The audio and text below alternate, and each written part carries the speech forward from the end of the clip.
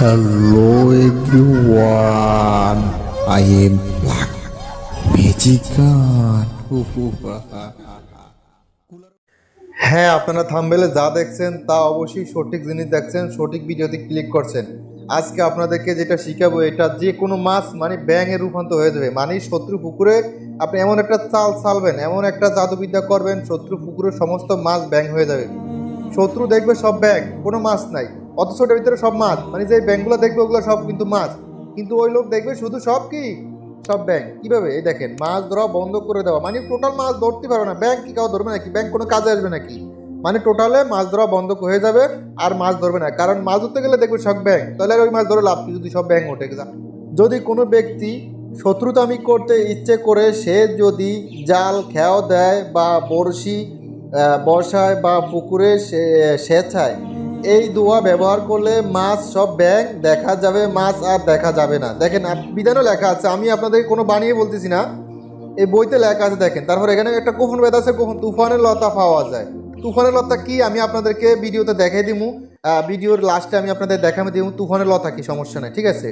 তুফানের লতা পাওয়া যায়, অথবা জিঙ্গি ফুলের গাছের শিকড় সংগ্রহ করবে।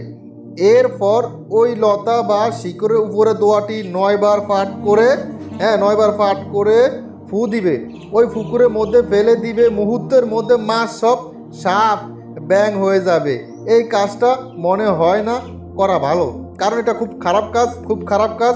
এটা আপনারা মানে খারাপ কাজের নিষিদ্ধ, এটা খারাপ কাজে আপনারা করবেন না, এটা খুব খারাপ কাজ। কারণ শত্রু পুকুরে এত টাকা দিয়ে মাছ ফেলাইছে, এত টাকা খরচা করে মাছের মানে খরচ বহন করছে, সেই মাছ আপনি ব্যাং সাপ বানিয়ে ফেলবেন, তাহলে এটা খুব খারাপ কাজ। এটা আপনারা কখনো এটা কারোর ক্ষতির জন্য করবেন না। এটা দেওয়া হয়েছে শুধু একটা মানুষের মনে লাঞ্ছনা, মনে আকাঙ্ক্ষা, মানুষের একটা মনের চাহিদা, সেই জন্য এটা দেওয়া হয়েছে। তো যাই হোক, আমি আরও এটার নিয়মকানুন কখন বেদ আছে সেগুলো বলি, মন্দির লাগে শোনেন। আর একটা কথা হলো মন্ত্রটা শোনেন। মন্ত্র হলো, আমি বলতেছি মন্দির লাগে, আবার শোনেন মন্ত্রটা। মন্ত্র হলো ত্রিম সুতে শুঙ্কু, ত্রিম সুতে শুঙ্কু ইলামু তুয়ানে দিকুয়া বিরুত আমাস বনি, ঠিক আছে, আমাস বনি ওই কারু। তারপর খুনাস্তায়ে, খুনাস্তায়ে মুনাস্তায়ে, মুনাস্তায়ে। জাস্ট এই মন্ত্রটা আপনারা, এই মন্ত্রটা পড়বেন, পুকুরের সমস্ত মাছ, পুকুরের সমস্ত মাছ ডাইরেক্ট সাফ হয়ে যাবে, ঠিক আছে, ডাইরেক্ট সমস্ত মাছ সাপ ব্যাং হয়ে যাবে।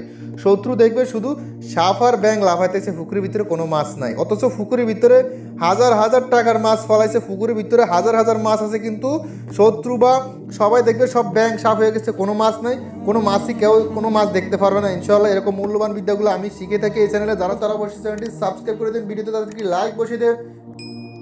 এখানে লেখা আছে যে বাড়ির পাশে তুফানের লতা। তুফানের লতা কি? তুফানের লতা হলো স্ক্রিনে একটা লতা দেখতেছেন, এটাকে কেউ বলে পাকিস্তানি লতা, কেউ বলে জারুয়াল লতা, কেউ বলে তুফানি লতা, কেউ বলে নেহারি লতা, একজন একটা বলে। তাছাড়া স্ক্রিনে যেটা দেখছেন এই লতাটাই আপনারা সংগ্রহ করবেন, ঠিক আছে। তো যাই হোক, এরকম মূল্যবান জিনিসগুলো পাওয়ার জন্য আমার পাশে থাকবেন, এর মধ্যে ভালো থাকবেন, সুস্থ থাকবেন।